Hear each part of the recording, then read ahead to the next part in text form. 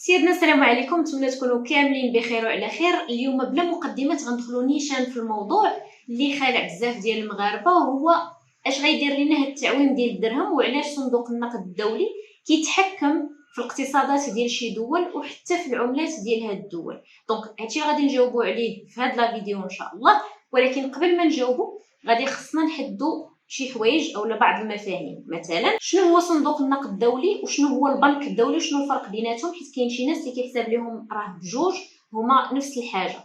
حاجه اخرى، علاش خايفين من التعويم، شنو غيطرى للمغرب الا مثلا طرا التعويم الدرهم، وعلاش والي بنك المغرب مازال ما بغاش يخضع لهاد التوصيات او لهاد الزن اللي كيبقاو كل مره كيزنوا على المغرب انه يدير التعويم ديال الدرهم. نبداو باول حاجه، هو صندوق النقد الدولي او لو فون مونيتير انترناسيونال. هذا صندوق النقد الدولي هو واحد المؤسسه دوليه، بلا ما غاديش نهضروا بزاف على امتى بدات علاش بدات الى اخره. المهم هي تاسست في 1944 على قبل باش تعاون هذوك الدول اللي خرجوا من الحرب العالميه الثانيه، خرجوا متضررين. هذا هو الهدف الاول علاش تصايبات النهار الاول، ولكن زادوا شي اهداف وحدين اخرين، تبدلوا شي اهداف، داكشي علاش هي باقا خدامه حتى اليوم. هذه المؤسسه هذه فيها 190 عضو اللي هما 190 دوله. المقر ديالها كاين في واشنطن في امريكان، والهدف ديالها هو انها تحافظ على واحد الاستقرار مالي او نقدي في العالم، ولكن هي عندها لا فيزيون واحد شويه جلوبال. علاش عندها جلوبال وكيفاش، هادشي غادي نهضروا عليه من بعد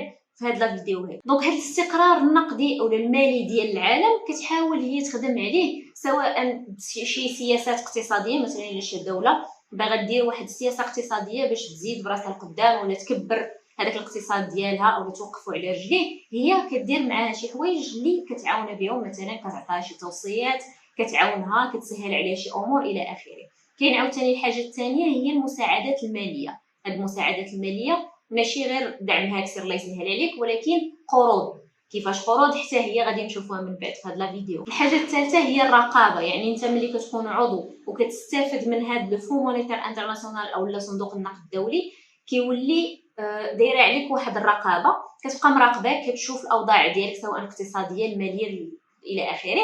ومره ملي كيبان ليها راه خاصك دير شي حاجه ولا تبدل شي حاجه في الدوله ديالك، كتعطيك هذيك التوصيات، او لا ما بغيتش نقول كاع كتفرضهم عليك، ولكن حيت هي عاطياك ومعاوناك الى اخره، بحال كتكون هي صاحبه اليد العليا. وهذه هي النقطه علاش قلت لكم راه هي عندها واحد لا فيزيون جلوبال، حيت الهدف ديالها جلوبال هو المحافظه على هذاك الاستقرار اللي كاين في العالم. دونك هي بالنسبه لها كتشوف ماشي وسط الدوله شنو واقع فيها ولا شنو ممكن يوقع فيها، ولكن العالم اشنو فيه. يعني مثلا هي قدامها هذوك الدول كاملين، هاد الدوله خاصها دير كذا، هذه خاصها دير كذا، هذه خاصها دير كذا، باش هذاك الاستقرار يبقى مقاد، سواء على الاقل باش ما يتخسرش هذاك الاستقرار، او اللي يكون استقرار احسن، او داكشي يزيد القدام، اللي هذا هو الهدف ديالنا. من ناحيه اخرى، شنو هو البنك الدولي او مجموعه البنك الدولي، حيت مجموعه فيها 5 ديال المؤسسات لا بغينا نقولوا.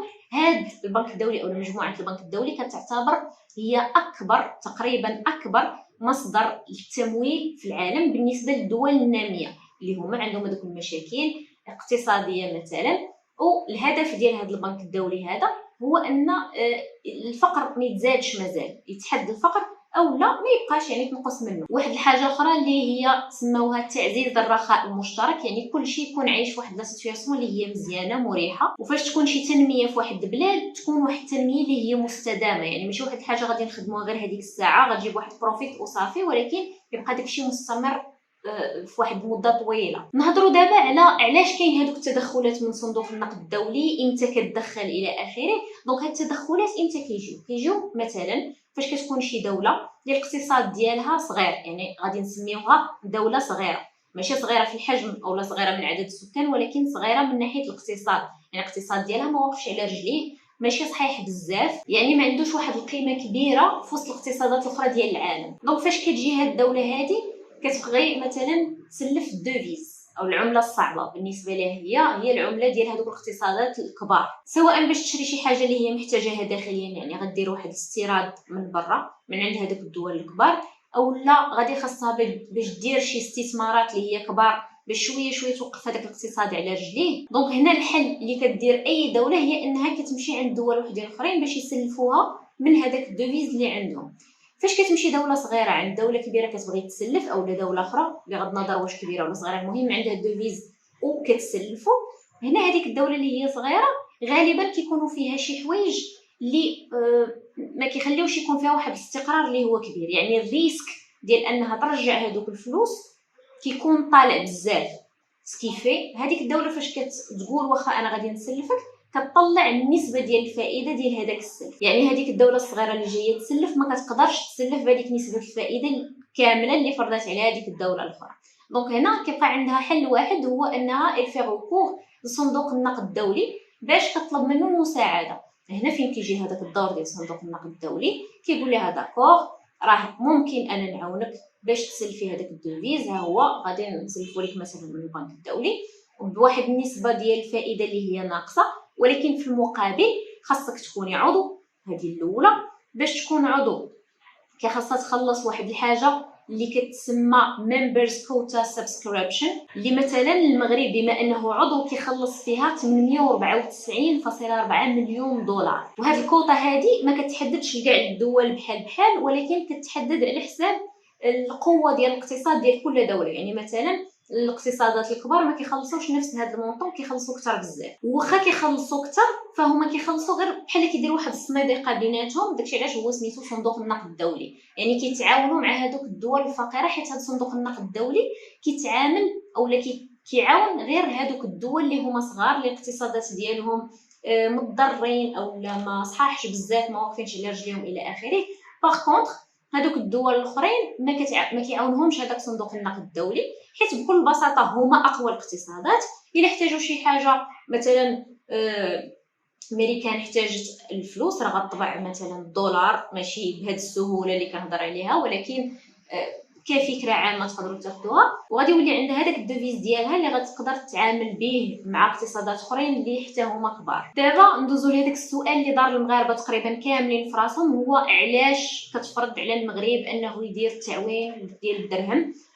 علاش حنا خايفين من هذا التعويم ديال الدرهم؟ شنو المشاكل اللي غادي يطراو؟ شنو هما لي زافونتاج اللي كاينين اذا كاينين دي زافونتاج؟ وشنو هو الفرق ما بين دابا وما بين ملي غادي يتعوم الدرهم؟ او لا كيفاش كطرا هذه القضيه ديال تعويم الدرهم، وعلاش حنايا ما عندناش التعويم ديال الدرهم؟ شكون هما الدول اللي كيديروه، علاش كيديروه الى اخره؟ نعطيكم واحد التعريف بسيط او لا فولغاريزي شويه على شنو هو التعويم ديال هذا الدرهم. دابا نورمالمون حنايا عندنا في المغرب الدرهم ما كيخضعش لقانون العرض والطلب، يعني الدوله هي اللي كتحكم في هذيك القيمه ديال الدرهم فيزافي الدول الاخرين. وهذا الشيء بالنسبه لهذاك الاستقرار النقدي العالمي اللي كتقلب عليه هاد المؤسسه ديال صندوق النقد الدولي كيخلق واحد المشكل، هو ان القيمه ديال الدرهم فيزافي العملات الاخرين ما كيعكسش الوضعيه الحقيقيه او الوضعيه الاقتصاديه الحقيقيه ديال المغرب.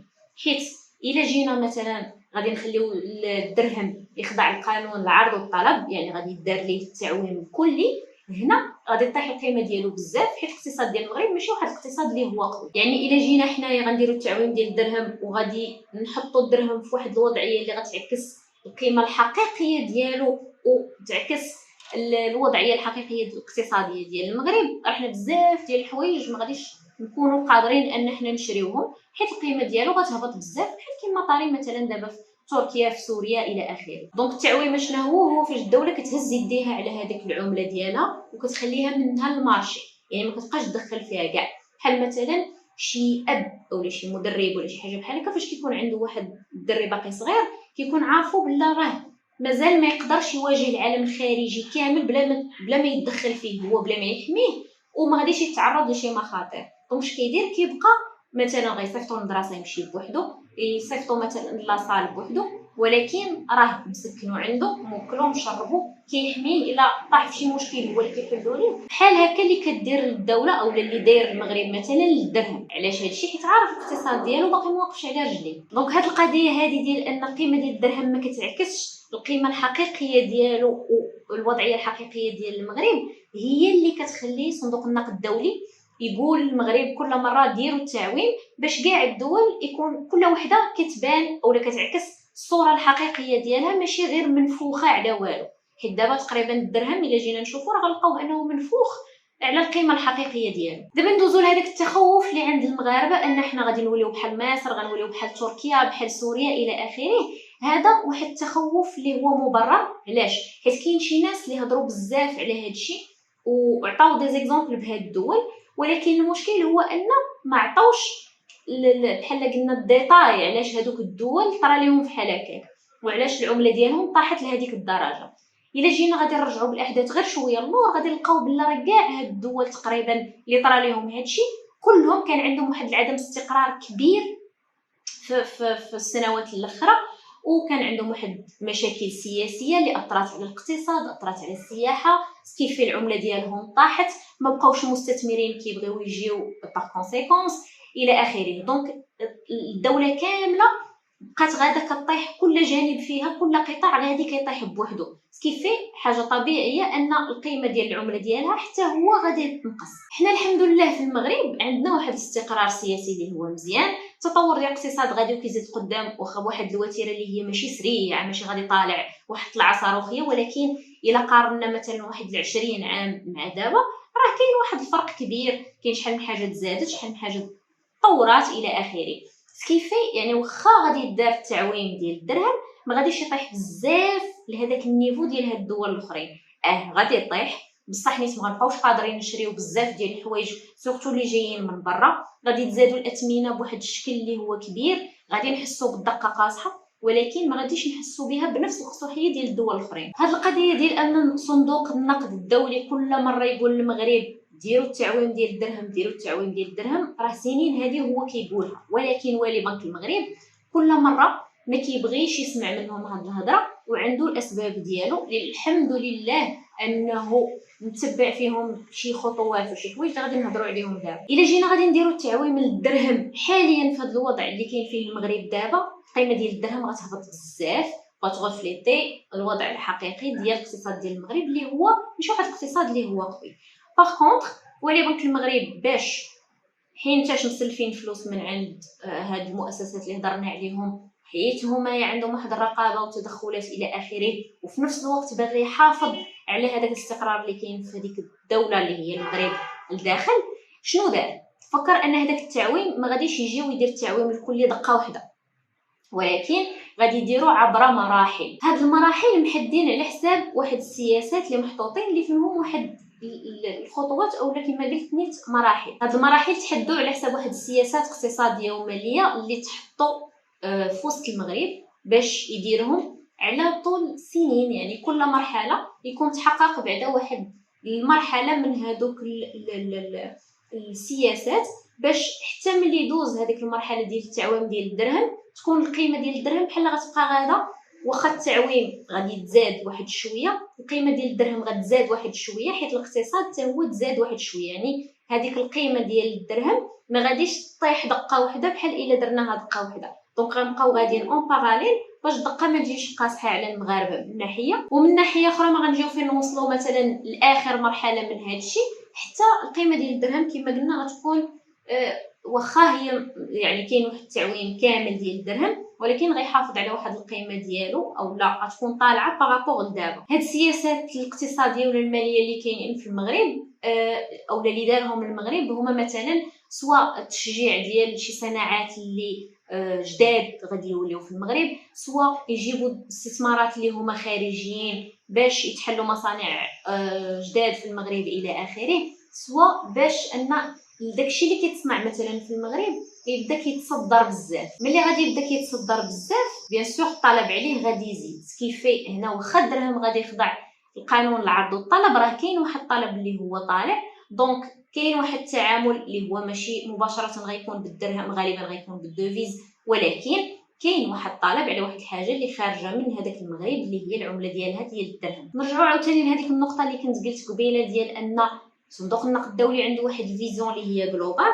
هذا الشيء كيخلي ان في وسط هذوك التوصيات اللي كيعطي المغرب اللي من بيناتهم التعويم ديال الدرهم الكلي، هو ان يدير واحد الخوصصه لشي قطاعات اللي هما بالنسبه للمغاربه ما يتقبلوش انهم يكونوا قطاعات اللي هما تابعين للقطاع الخاص، بحال مثلا الصحه، التعليم الى اخره. صندوق النقد الدولي كيفاش كيشوف هذا الشيء؟ كيشوف بلا الا شدينا هذوك القطاعات اللي هما كياخذوا واحد المبالغ كبيره من الميزانيه ديال الدوله ورجعناهم للقطاع الخاص، وشدينا هذوك الفلوس حطيناهم في شي استثمارات اللي مثلا غادي نبنيو بهم وزينات، غادي نطوروا بهم الاقتصاد، سواء صناعه، سياحه، دي سيرفيس، اوفشورين الى اخره.